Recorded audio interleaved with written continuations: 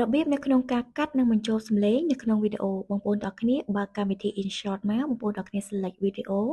ហើយចុចពាក្យថា New យើងធ្វើការ select វីដេអូដែលយើងរើសយកមកកាត់នៅលើវីដេអូរបស់យើងគឺជាប់ logo InShot បងប្អូនទាំងអស់គ្នាអាចធ្វើការ remove ឥឡូវហ្នឹងក៏បានឬក៏កាត់វីដេអូហើយ remove ក៏បានដែរចូលមកដល់វីដេអូយើងវិញបងប្អូនទាំងអស់គ្នាចុចពាក្យថា Canvas ហើយយើង select style Instagram ឧទាហរណ៍ហើយយើងចុច zoom យើងដាក់ full មកឲ្យវា fit ជាមួយនឹង size ហ្នឹងហើយវីដេអូទី2គឺយើងធ្វើដូចគ្នាយើងចុច zoom មកហើយយើងចុច full ឲ្យវា fit ហើយបន្ទាប់មកទៀតយើង select វីដេអូទី3យើងចុច canvas ដូចគ្នាហើយយើងចុច zoom select full អូខេឥឡូវវីដេអូទាំង3របស់យើងគឺ fit ជាមួយនឹង size Instagram ហើយអញ្ចឹងសម្រាប់សំឡេងនៃវីដេអូបងប្អូនទាំងអស់គ្នាអាចធ្វើការ select ហើយអាចធ្វើការដកសំឡេងនៃវីដេអូបានយើង select មកយើងចុចពាក្យថា volume ហើយបងប្អូនទាំងអស់គ្នាធ្វើការដកសំឡេងទាំងអស់ចេញពីវីដេអូអូខេបន្ទាប់មកទៀតបងប្អូនទាំងអស់គ្នាអាចធ្វើការ split វីដេអូមានន័យថាកាត់វីដេអូនៅចន្លោះណាមួយឧទាហរណ៍ថាខ្ញុំកាត់វីដេអូនៅចន្លោះនេះខ្ញុំចុចពាក្យថា split មកហើយខ្ញុំធ្វើការកាត់វីដេអូនេះចេញឥឡូវឧទាហរណ៍ថាខ្ញុំអត់កាត់ទេខ្ញុំចុច back ត្រឡប់មកវិញវានឹងមានស្ថានភាពដូចដើមមួយទៀតសញ្ញាខ្មៅដៃនៅចន្លោះកណ្ដាលវីដេអូមួយហ្នឹងគឺជា transition ដែលបងប្អូនទាំងអស់គ្នាអាចធ្វើការដាក់ transition បន្ទាប់ពី load វីដេអូមួយទៅវីដេអូមួយហើយវាមាន style ច្រើនក្នុងហ្នឹងក៏វាមាន free ច្រើនផងដែរវាមានទាំង free មានទាំងអត់ free អញ្ចឹងហើយយើងអាចធ្វើការ select មើលបានហើយអ្វីសំខាន់មួយទៀតគឺកន្លែងវីដេអូហ្នឹងបងប្អូនទាំងអស់គ្នាអាចដាក់ speed មានថាលឿនឬមួយក៏យឺតអញ្ចឹងណាបើសិនជាយើងចង់លឿនយើងទាញមកមុខមកហើយបើសិនជាយើងចង់យឺតយើងទាញវាមកក្រោយមកឥឡូវចូលមកដល់កន្លែងយើង record សលេងបងប្អូនចុច music មកហើយចុចពាក្យ record ហើយយើងអាចនិយាយអ្វីដែលយើងចង់និយាយនៅលើវីដេអូនេះមកសួស្តីបងប្អូនទាំងអស់គ្នាថ្ងៃនេះខ្ញុំនឹងបង្ហាញបងប្អូនទាំងអស់គ្នាពីវីដេអូស្អាតៗដែលបង្កើតឡើងដោយ AI អញ្ចឹងបន្ទាប់ពីខ្ញុំនិយាយចប់ខ្ញុំចុច tick មកហើយបន្តមកទៀតខ្ញុំធ្វើការកែសម្រួលតម្រឹមក្បាលនិងកតុយនៃសលេងរបស់ខ្ញុំហ្នឹងដោយសារតែវាមានពាក្យពេចន៍ទេវាគ្រាន់តែជាកតុយសល់អញ្ចឹងណា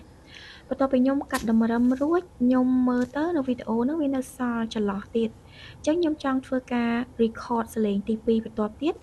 ខ្ញុំចុច new record មកដើម្បីធ្វើការ record សលេងទី2បន្ទាប់ពីសលេងទី1ហ្នឹងងាយស្រួលអូខេឥឡូវបន្ទាប់ពីខ្ញុំធ្វើការ record រួចគឺខ្ញុំធ្វើការតម្រឹមដោយ voice ទី1របស់ខ្ញុំអញ្ចឹងណាខ្ញុំកាត់តម្រឹមវាឲ្យស្មើបន្ទាប់មកទៀតខ្ញុំទាញឲ្យវាស្មើវីដេអូដែលខ្ញុំបាន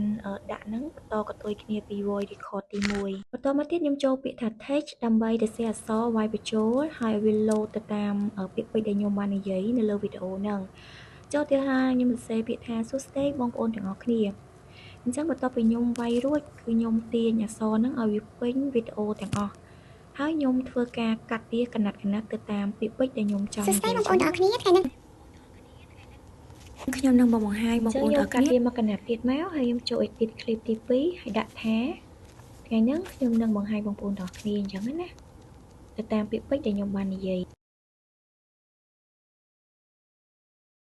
ពីវីដេអូស្អាត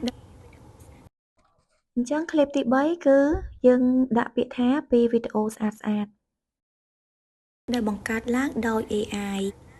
អញ្ចឹងឃ្លីបទី4យើងចូលទៅ edit ដាក់ថាដែលបង្កើតឡើងដោយ AI ងាយស្រួលហើយឃ្លីបបន្ទាប់យើងចូលទៅ edit ថាងាយស្រួលសួស្តីបងប្អូនទាំងអស់គ្នាថ្ងៃនេះខ្ញុំនឹងបង្ហាញបងប្អូនទាំងអស់គ្នាពីវីដេអូស្អាតដែលបង្កើតឡើងដោយ AI ងាយស្រួលបន្ទាប់មកយើងចូលមកដាក់បទភ្លេងហើយសម្រាប់បទភ្លេងហ្នឹងបងប្អូនទាំងអស់គ្នាចូល music ហើយ music box យើង select មើលបទភ្លេងណាដែលស័ក្តិសមជាមួយនឹងប្រភេទវីដេអូរបស់យើង